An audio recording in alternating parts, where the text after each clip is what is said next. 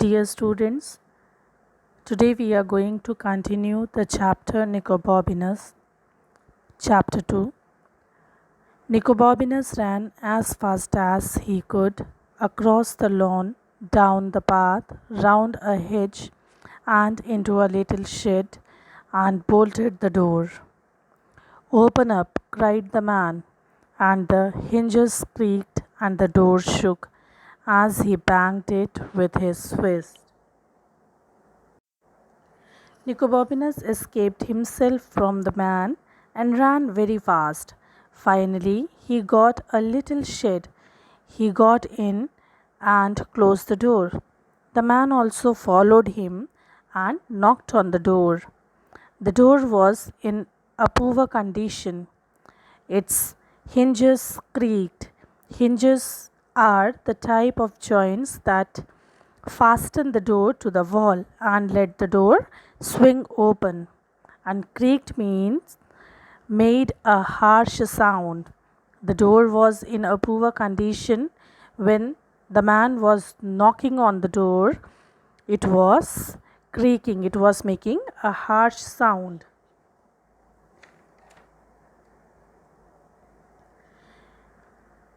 That door's not going to last long, thought Nicobobinus to himself, and he dragged a large old stone roller up against it. "Open this door at once, did you hear?" The man was shouting, but Nicobobinus didn't hear anything at all. He was too amazed by what he was found. "You'll have to come out eventually," the man was saying, "and the longer you leave it, the worse it will be for you."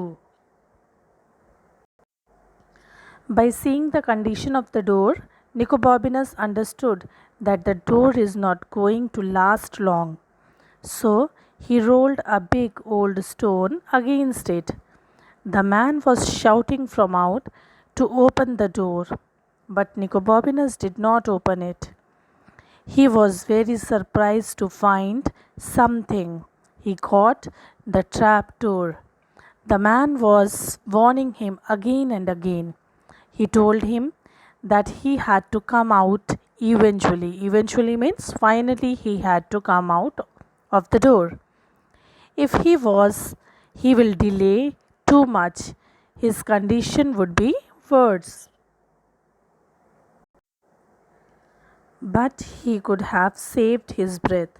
Nicobobinus was on his knees examining what he had revealed when he moved the roller. He brushed off the dust and undid the catch and then lifted it up. "Right, I am going to break this door down," said the man, and then, because he knew he would have to repair the door himself, he added, "Do you hear?" Nicobobinus was examining what he had found after moving the stone rolled. He cleaned the dust, holded the catch, and lifted it up. The man said Nicobobinus to open the door, otherwise he would break it. But he did not do that because he was knowing that he had to repair the door by himself. But Nicobobinus didn't hear. Nicobobinus had disappeared through the trapdoor he had discovered and was running down stone steps that were slippery with slime and that smelt of graveyard, and that went down and down deeper into the ground until it became pitch black. Nicobobinus did not hear the man. He disappeared through the hidden door, the trap door which he found. He was going through the staircase that were very slippery. Slippery means greasy or oily with slime. Slime means wet mud. And that smelt like graveyard. Graveyard is a burial ground where dead people are buried. Those staircases went down and down until it became completely dark. Rosie, said Nicobobinus to himself, this is all your fault.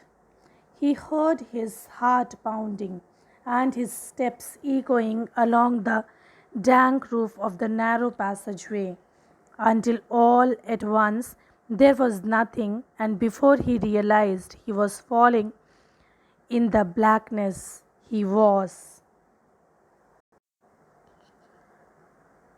Now Nicobobinus found himself in trouble. Nicobobinus said to himself that it was all Rosie's fault. His heartbeat increased. His steps were echoing along the wet, moist rock of the narrow passage.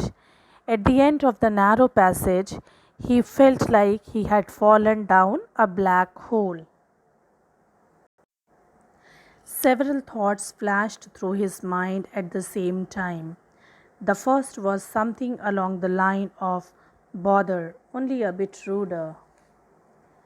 The second was a rather unkind thought about his best friend, who had instigated the whole expedition, and it involved her dangling over a snake pit, while numerous fierce dragons flew at her, chanting, how could you do it to him, poor Nicobobinus?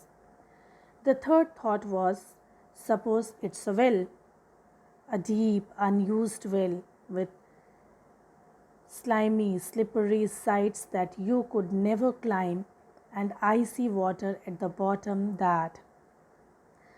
At this point, he discovered it was not a well.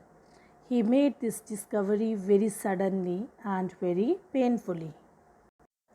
While Nicobobinus was falling down the well, several thoughts came into his mind.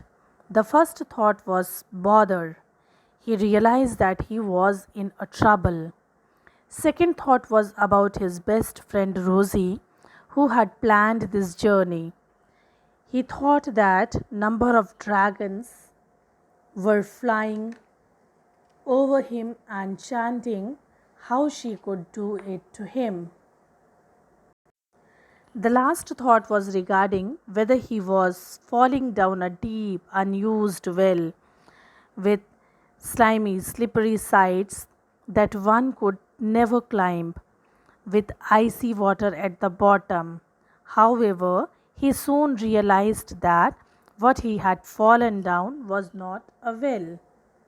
Dear students, the remaining chapter will continue in the next video. Thank you.